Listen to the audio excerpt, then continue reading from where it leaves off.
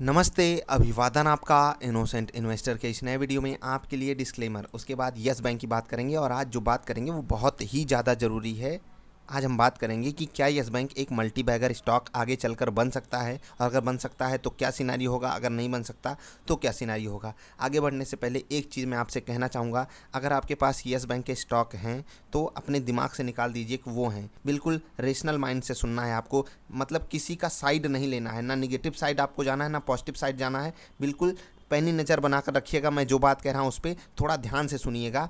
बिल्कुल जो जिसने कभी यस बैंक नहीं खरीदा, आप ऐसा बनकर वीडियो को देखना, मतलब आप कोई प्री कंसीव्ड नोशन अपने दिमाग में मत रखिएगा, ठीक है। आगे बढ़ते हैं।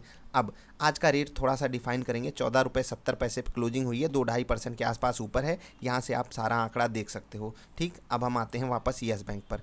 आपको जो चीज़ मैं एक्सप्लेन करूँगा, एक एक चीज़ आपको बताऊँगा, आपको उसको अपने हिसाब से टैकल करना है। क्या सिचुएशन बनेगी खुद आप अपना एनालिसिस ज़रूर करिएगा, ठीक। अभी यस बैंक भारत का एक बैंक है, इतना आपको पता है। नॉर्मल सिचुएशन है ये।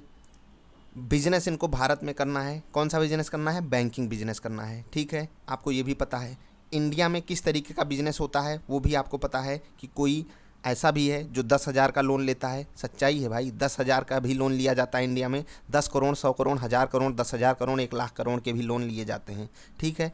ये भी चीज़ आपको पता है। यानी कि आप समझिए यहाँ डाइवर्सिटी बहुत ज़्यादा है, और ऐसा नहीं है कि यस बैंक उस डाइवर्सिटी का हिस्सा नहीं है, सब कुछ है। तो इनको बहुत वास्ट पब्लिक को डील करना है। भारत में कोई भी बैंक हो उसको डील करना होगा। यानी कि जो इनकी ग्रोथ अपॉर्चुनिटी है वो हम जनरली प्रिडिक्ट नहीं कर सकते कि आने वाले क्वार्टर में ये होगा, आने वाले क्वार्टर में ये होगा। हम एक अनुमान लगा सकते हैं पिछले क्वार्टर की परफॉर्मेंस देखकर, हाँ यार अगले क्वार्टर में ऐसी परफॉर्मेंस होगी, ठीक है। हम एक नॉर्मल तीर नहीं ड्रॉ कर सकते यहाँ से यहाँ तक, एक बैंक की परफॉर्मेंस ऐसी होगी, ठीक है। अब इनके राइवल बैंक्स कौन से हैं वो आपको पता होंगे। हम थोड़ी आपको एक लिस्ट दिखाना चाहेंगे। ये लिस्ट है निफ्टी बैंक में कौन कौन से स्टॉक्स हैं। आपके लिए एक होमवर्क है, एक स्टॉक इसमें नहीं है क्या? अगर वो स्टॉक का नाम आप जानते हो तो नीचे कमेंट करना कि इसमें निफ्टी बैंक में जो टोटल स्टॉक्स हैं उसमें से एक स्टॉक यहाँ पर नहीं दिख रहा है, उस स्टॉक का नाम क्या है। अगर आप जानते हो तो कमेंट करना। अगर आपको लगता है कि नहीं नहीं इतने ही स्टॉक हैं तो कोई बात नहीं, मत करिएगा, ठीक है। अब आप समझिए, एक्सिस बैंक, बंधन bank, bank of Baroda, federal bank, HDFC bank, ICICI,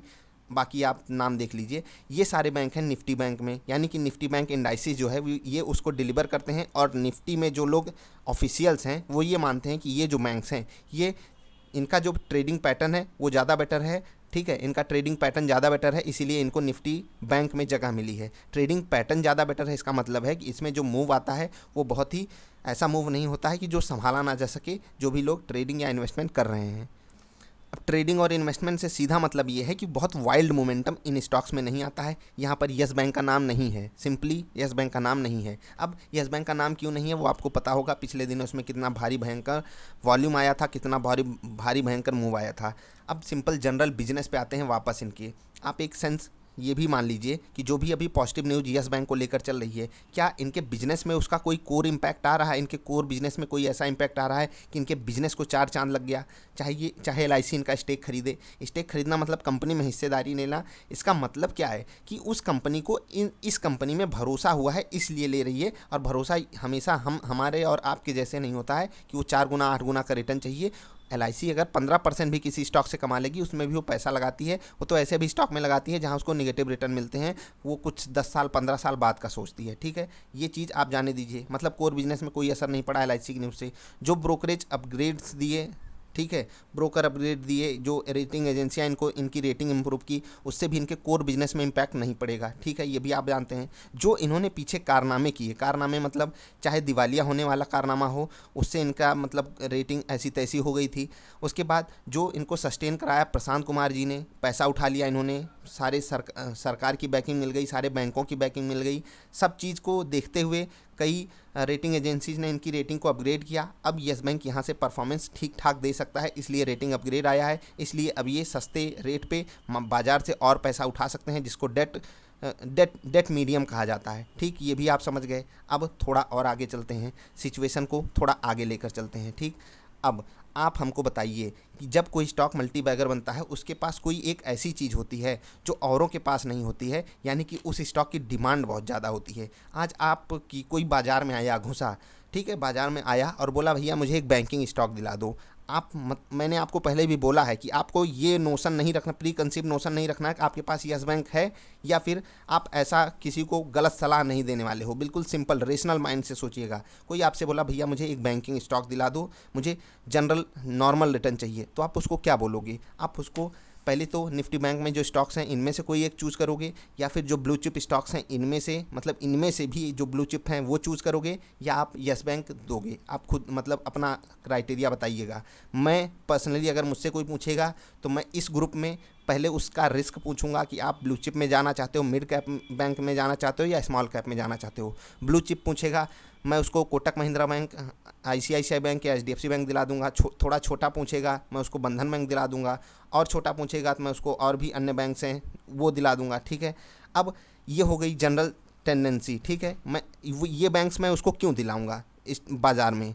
simply सोचिएगा, क्योंकि यहाँ पर सिचुएशन बुरी नहीं हुई है। ठीक है, सिचुएशन बुरी का मतलब ये कोई भी बैंक ऐसे नहीं हो गए थे जो एकदम सीवियर कंडीशन में अभी हों और उनको ठीक ठाक किया जा रहा हो। कुछ बैंक थे जो पुराने समय में ऐसा कुछ झेल चुके हैं, लेकिन वो इस वक्त बहुत ही मजबूती से खड़े हुए हैं। अब यस बैंक की बात पे वापस आते हैं। क्या यस बैंक ऐसा है कि उसको हम अभी किसी को रिकमेंड कर सकें? पर्सनली मैं नहीं करूँगा। मुझे एक रेट मिलेगा, उस रेट पे मैं उसका रिस्क और रिवार्ड बताऊँगा। जैसे यहाँ पर यस बैंक का रिस्क क्या है, यस बैंक का रिवार्ड क्या है। यस बैंक अभी ठीक हो रहा है, ठीक हो नहीं गया है। आपको ये चीज़ समझनी होगी। रेटिंग अपग्रेड्स आ रहे हैं, सारी सिचुएशन बन रही है। प्रशांत जी 18 घंटे काम कर रहे हैं तो बैंक को ठीक किया जा रहा है। ये चीज़ आप समझिए। बैंक धीरे धीरे चलेगा। अभी इनके रिजल्ट्स में बहुत इंप्रूवमेंट की ज़रूरत है। मैंने बोला भी था आपको कि रिजल्ट अच्छा है, नो डाउट, लेकिन इसमें अच्छाई की गुंजाइश बहुत ज़्यादा है अभी। और अगर इनको अपने पीयर से कंपेरिजन लेना है, जैसे कि एक समय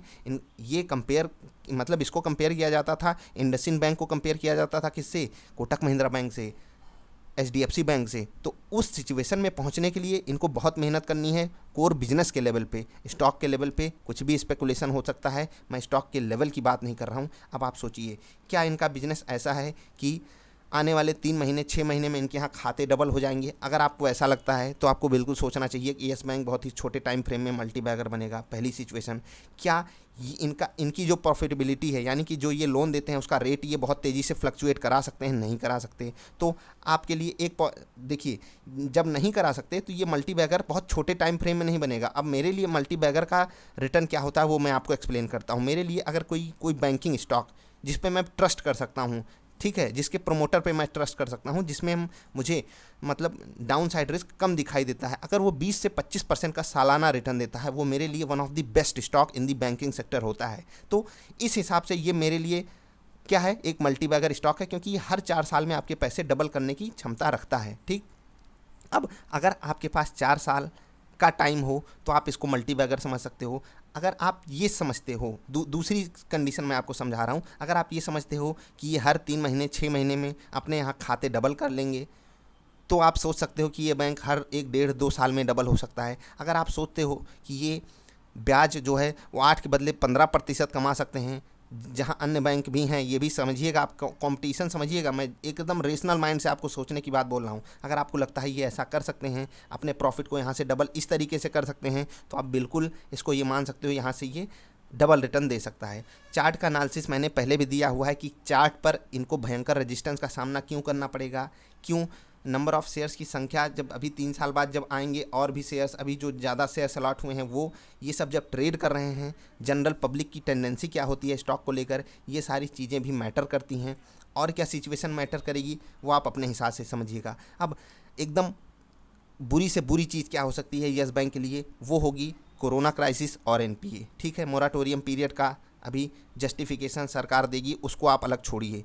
एनपीए और कोरोना कहाँ तक जाएगा किसी भी बैंकिंग स्टॉक के लिए, ये सबसे बुरी बदतर सिचुएशन अभी के सामने खड़ी हुई है कि ये इससे कैसे झेलेंगे। आपने देखा होगा कि रिजल्ट में भी ये कोरोना से लड़ने के लिए अलग से पैसा 1000 करोड़ के आसपास अलग से रखे हैं। इनको आने वाले रिजल्ट्स में भी ऐसा रखना पड़ेगा, तो इनके प्रॉफिटेबिलिटी पे असर आएगा। कोई भी बैंकिंग स्टॉक हो उसको ऐसा करना पड़ेगा, इवन कोई भी स्टॉक हो उसको ये काम करना ही पड़ रहा है। तो ये सारी सिचुएशन भी आपको समझनी है। एनपीए बढ़ना बिल्कुल तय है। बिल्कुल आप ये समझ लीजिए ना कि इस वक्त जब बिजनेसेस नहीं हो रहे हैं, आप अपने आसपास देख रहे होगे बहुत सारे बिजनेसेस ऐसे हैं जो ठप पड़े हैं, ऐसे हैं जो 50%, 30%, 20% कैपेसिटी पे काम कर रहे हैं। तो वो जो लोन लेकर बैठे हैं वो समय से नहीं चुका पाएंगे, या कुछ लोग दिवालिया हो जाएंगे, कुछ बड़े लोग भी दिवालिया हो सकते हैं कोरोना क्राइसिस के बाद। तो ये सारी सिचुएशन समझकर आपको देखना है कि इनके लिए ये चीज़ बद से बदतर सिचुएशन इनके लिए कर सकती है। तो ये सारी जब आप चीज़ें सोच लोगे बिल्कुल रेशनल माइंड से, और फिर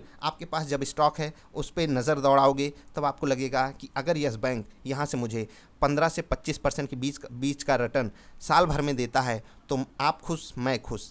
पर्सनली ये मेरी थिंकिंग है, और इसलिए अगर यस बैंक 4 से 6 साल में मेरा पैसा डबल करता है उसके लिए मैं खुश हूँ, क्योंकि डाउन साइड रिस्क मुझे कम नज़र आता है। ये मैं पर्सनल लेवल की बात कर रहा हूँ, आपकी सोच अलग हो सकती है। तो बस यार अभी के लिए इतना ही, यही चीज़ आपको समझानी थी कि क्या यस बैंक एक मल्टी बैगर स्टॉक बनेगा। मैंने आपको सिचुएशन समझा दी। एक मल्टी बैगर स्टॉक वो होता है जहाँ पर रिस्क बहुत ज़्यादा होता है, वहाँ रिवार्ड भी बहुत ज़्यादा होता है। वही एक मल्टी बैगर स्टॉक बन सकता है जिसके पास कोई ऐसा प्रोडक्ट हो जिसका प्राइस वो खुद डिसाइड कर सके, कोई एक ऐसी चीज़ हो जिसकी डिमांड बहुत ज़्यादा हो मार्केट में। तो ऐसे स्टॉक्स को ढूंढना भी एक कला होती है।